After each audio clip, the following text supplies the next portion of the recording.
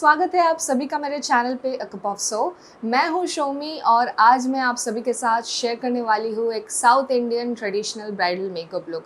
आज मेरी मॉडल बनी है स्वस्तिका, जो पहले भी मेरे वीडियो पे मेरी मॉडल बन चुकी है बंगाली ब्राइडल मेकअप लुक में, जिसका वीडियो आप सबको मेरे चैनल पे मिल जाएगा। मैं ज़्यादा टाइम नहीं लूँगी, आप सब मेरे वीडियो के एंड तक मेरे साथ बने रहिए। अगर आपको ये वीडियो अच्छा लगे देन प्लीज़ लाइक करिए, शेयर करिए और अगर आप मेरे चैनल पे नए हो देन प्लीज़ सब्सक्राइब करना ना भूलें। सब्सक्राइब बटन आपको नीचे मिल जाएगा, साथ ही साथ आपको एक छोटा सा बेल आइकन भी उसके साइड में ही दिखाई देगा, उसको भी आप क्लिक करना ना भूलें। आप इंस्टेंटली नोटिफाइड भी रहोगे जब भी मैं आपके साथ कोई नई वीडियो लाऊंगी। तो मैं ज़्यादा टाइम ना लेके आपके साथ वीडियो स्टार्ट करती हूँ।